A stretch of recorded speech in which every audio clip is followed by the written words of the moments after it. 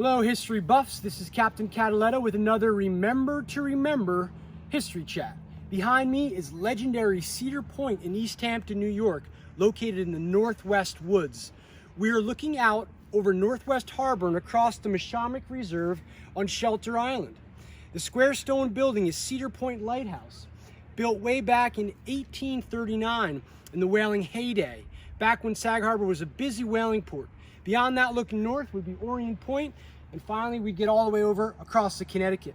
Now, Cedar Point is an incredible place. Not only is there a ton of history with loads of amazing stories, but it was really the first entryway for those first brave and hardy colonists who first settled in East Hampton. The Montauk Indians called Long Island Ponomook, meaning Sweetwater in Algonquin. Then the first European explorers like Henry Hudson, Verrazano, and Adrian Block back in the late 1500s sailed these waters and found that Northwest Harbor was one of the deepest and safest harbors in eastern Long Island.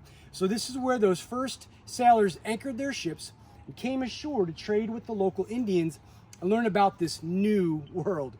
Now, East Hampton town records first mention Northwest Harbor in what they say is they call it the cartway to ye Northwest Woods. The heavily wooded area was northwest of East Hampton Village, hence its name. In 1653, a tidal mill was built over this way in Northwest Creek. The mill cleverly used the consistent power of moving tidal water to turn the big paddle wheel, which was used to grind grain and corn. As small settlements began in Southampton, East Hampton, and Gardiner's Island, trade quickly increased and Northwest Harbor became East Hampton's main port. Not only were colonists arriving from England, but goods from around the world came here. Goods like rum, sugarcane, tobacco, spices, all were landed on the beach here and then taken by horse-drawn carts to the various settlements. One old road they took was Merchant's Path, and it's still named that to this day. It's over near 114. The first known wharf was built here in the late 1600s by Captain Samuel Fishhooks Mulford, a famous early Bonnicker. He was a famous whaling captain, but also went to London to protest unfair taxes on whale oil. Legend has it that when he was in the British capital, Captain Mulford lined his pockets with fishhooks to thwart pickpockets. Hence the name Fishhook Mulford. Like any good Bonnicker, he didn't leave home without his supplies. Now, shore whaling was very important in those days. In fact, in East Hampton, that was the first successful industry which brought wealth and stability to the young British colony.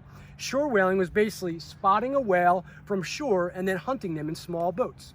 These early whalers also used Northwest Harbor as the most convenient and safest place to bring in the carcasses of these whales to be processed. The whole whale would be used, the bones for fertilizer, but most importantly was the oil, the whale oil. And also, as part of an agreement to the local Indian tribes like the Montauks and Shinnecocks, they would always give the fin and the tail and the fins to the Native Americans, and they would in turn sacrifice them by roasting them to their god Manitou. Back in those days, what is now Sag Harbor Main Street over here was a busy Native American village with many wigwams and a palisaded wall for protection against raids from enemy tribes who paddled across Long Island Sound on giant canoes, 30, 50-man canoes. Sag Harbor was first settled by the Algonquin Indians, who called their village Wegwanock, which legend has it comes from the words meaning land at the end of the hill. And there's a hill in Sag Harbor that goes down to the docks there. The English purchased the property from the Indians in 1707. Once the English moved into Sag Harbor, it wasn't long before the locals built the first long wharf in the same spot it is today.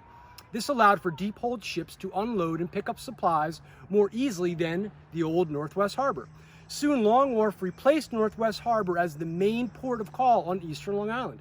Today, besides a few small cemeteries hidden and some old building foundations, it's impossible to recognize the once bustling port filled with wharves and whale houses and a harbor full of ships from around the world. Now, I've heard there's a lost monument that marks the site of this forgotten first port. So, join me and we'll see if we can find it. Okay, so here I am. I had to cut through the woods here because this is very old and it's kind of forgotten. I don't think anyone's been back here in a long time. There's no trail that gets you back here, but check it out. If you look, you're gonna see an old There's an old plaque here. And it says, Northwest Landing, East Hampton's first port. A warehouse was built here by Samuel Mulford in 1702 and a wharf by Abraham Schellinger in 1700. So this was made by the United States Bicentennial, 1976. This was put in here, and you can see it's been lost and forgotten, but it's an important part of our history of East Hampton. And hope you enjoyed this little video, and maybe you can get down here and see if you could find it someday. Maybe when in the winter when there's less ticks, because I did pull a few off me. And all right, Captain Cataletto signing off, and we'll see you next time. Thanks.